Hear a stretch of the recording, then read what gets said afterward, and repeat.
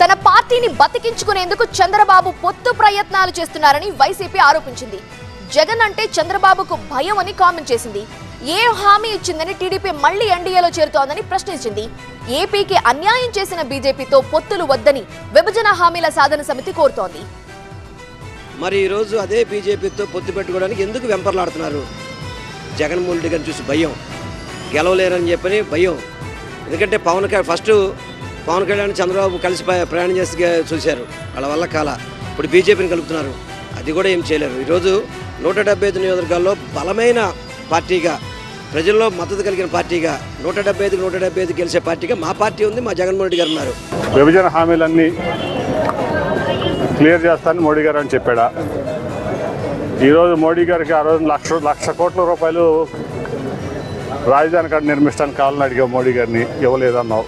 ఇవాళ ఇస్తానని నీకు హామీ ఇచ్చాడా? దాని మీద ఏం హామీలు ఇచ్చింది బీజేపీ కానీ, మోడీ గారు కానీ, అమిత్ షా గారు కానీ? అది క్లియర్ కట్గా చెప్పాలి ఆయన ప్రజలకి సమాధానం. ప్రతిసారి ఎవరో ఒకరి ఇది లేనిదైతే కాలేదు, అందరినీ పెట్టుకుంటున్నాడు, ట్రై చేస్తున్నాడు. ఆ ప్రయత్నం చేసిన ప్రతిసారి ఒక్కొక్కసారి డిపెండింగ్ అవతల పార్టీలు బట్టి తను సక్సెస్ అవుతుండొచ్చు, ఇంకోసారి ఫెయిల్ కూడా అయ్యారు. 2009లో తన వల్ల కాలే, అన్ని కూటములు ఏకమైన. ఈసారి వెరైటీ ఏదంటే అటు బీజేపీతో పాటు ఇటు కాంగ్రెస్తో కూడా తన కంట్రోల్లోనే పరోక్షంగా పెట్టుకొని దాన్ని కూడా నడిపిస్తూ అన్ని శక్తులను కూడగట్టుకుని రావాలని చూస్తున్నారు. ఆంధ్రప్రదేశ్కి విశాఖ ఉక్కు కర్మాగారం అమ్మేస్తాడు, దాని గురించి వాళ్ళ చర్చల మీద ఒక్క మాట మాట్లాడటం లేదు. అలాగే విభజన హామీల మీద భావితరాలు దెబ్బతింటా ఉన్నాయి.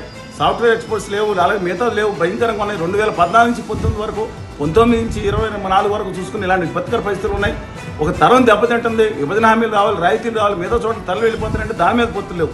అందుకని ఒకటే చేస్తున్నాం, 2014 నుంచి వాళ్ళ ఆంధ్రప్రదేశ్కి నమ్మద్రోహం చేసిన ఉత్తర భారతీయ జనతా పార్టీ ఎవరు పొత్తు పెట్టుకున్నా సరే ఖచ్చితంగా అది ప్రత్యక్ష పొత్తు కానీ పరోక్ష పొత్తు కానీ ప్రజలు తుక్కు ఓడించాలని చెప్పి అనేక సమావేశాలు మేము పెట్టాం.